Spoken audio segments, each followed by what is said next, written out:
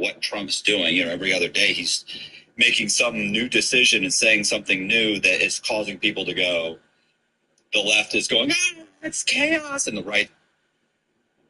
Hi, this is Javon, your Blinds.com design consultant. Oh, wow. A real perk? This episode is brought to you by Progressive Insurance.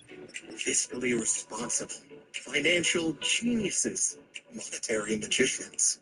These are things people say about drivers who switch their car insurance to Progressive and save hundreds. Visit Progressive.com to see if you could save. Progressive Casualty Insurance Company and Affiliates. Potential savings will vary, not available in all states or situations. Raven was convicted, for a crime that I didn't commit, and I took a plea, and there's reasons why, it's a lot of innocent people who've been coerced into taking a plea for, a mitigated sentence that is probably, you might have been threatened with doing life in prison for something you didn't do, but if you take a plea, you might get 5 years. So, Right. this system is wicked and very corrupt.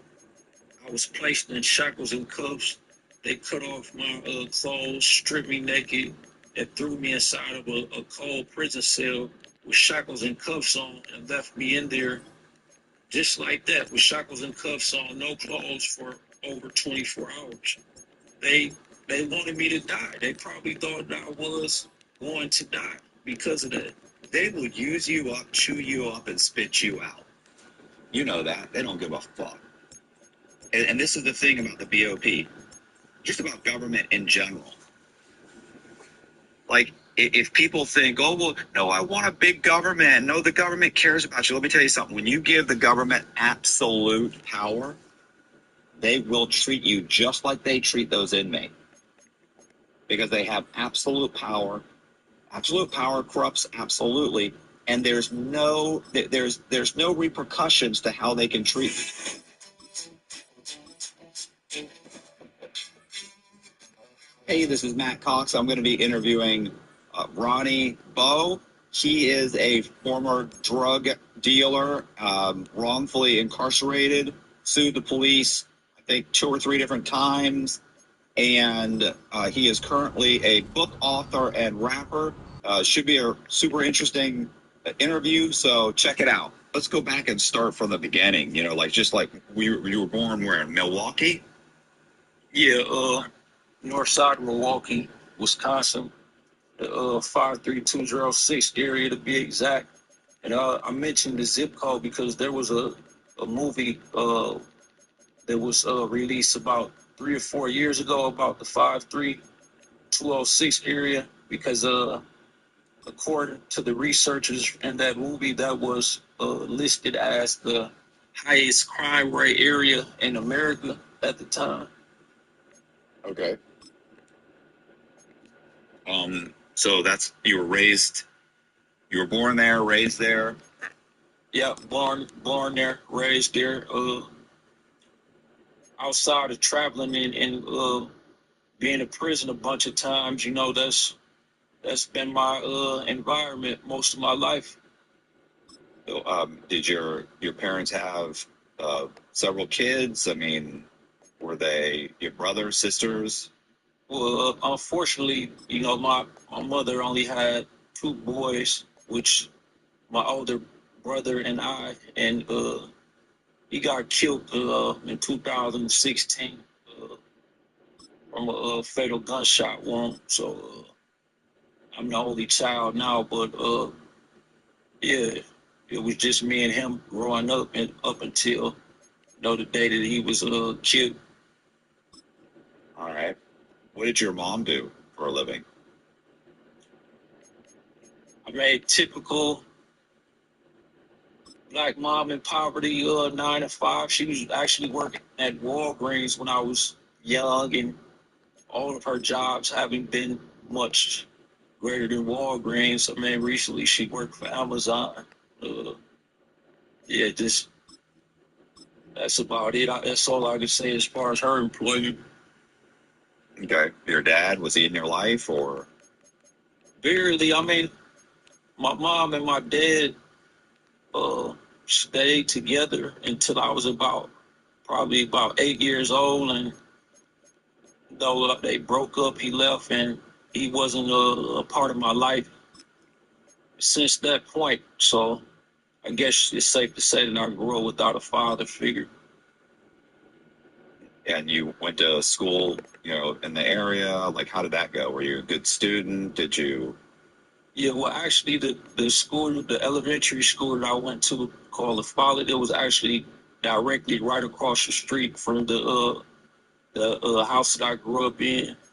And I did pretty well at school, outside of having behavior issues. And I guess there's many reasons why I was acting up.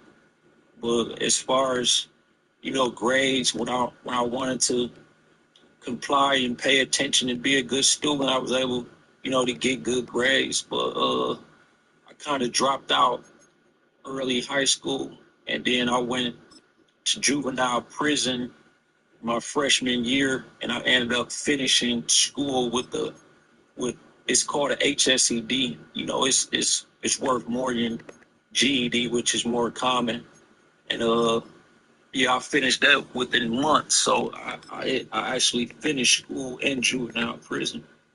How'd you end up in juvie? I caught a drug case. That wasn't even my first case. I was pretty bad as a juvenile delinquent.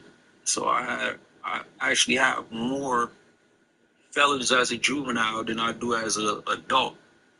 I was just, most of the cases were either gun related or drug related, but more so drug related. Well, how did that get started? Like, how'd you start selling drugs? Well, unfortunately, just being raised in poverty, my mom wasn't able to provide for me and my brother sufficiently, I would say. And, there were kids at the school that I would go to, that I was going to, who would, kind of like ridicule me because I wasn't fresh enough. I didn't have the brands of clothing that they wore. And, that started to bother me. I didn't have the video games I wanted. So at an early age, I actually started selling drugs when I was 11 years old, really just for school clothes and video games, things of that nature. Okay.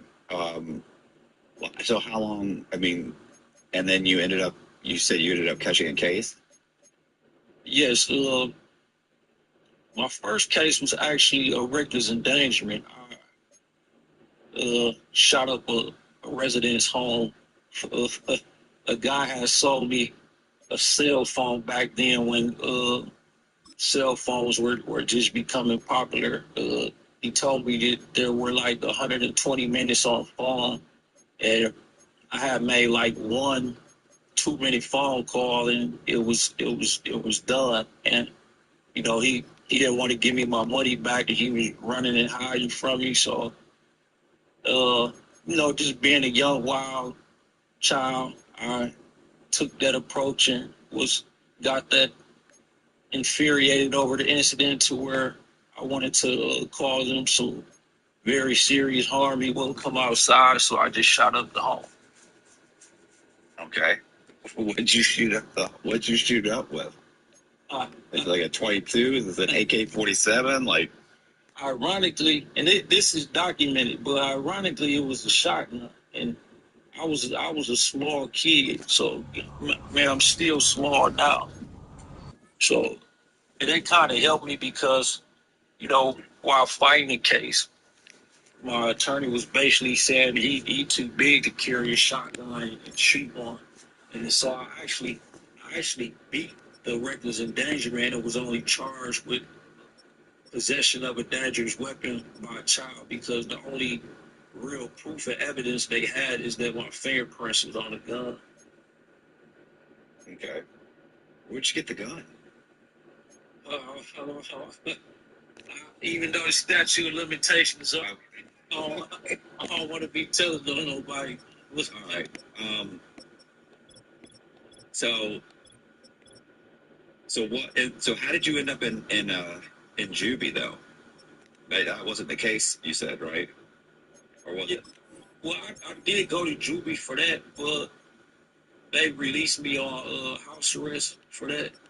I only sat about a week or two before I was released, and then I was only charged with possession of a dangerous weapon, which wasn't a serious crime, which it definitely wasn't as serious as reckless endangerment. The allegations of me actually shooting this gun into a resident home. So the case was kind of petty. They gave me probation, and then while on probation, I caught a case for delivery of a controlled substance. And sold drugs to undercover 12, 13, and I actually 14, didn't sell the 15, drugs to him directly. 16, A friend of mine 17, lied to me and 18, told me that they 19, knew this person. 20, They was 21, trying to make 22, a 23, $2,000 transaction. 24, So I gave 25, drugs to him, 26, 27. and he served the undercover cop and brought me the money back.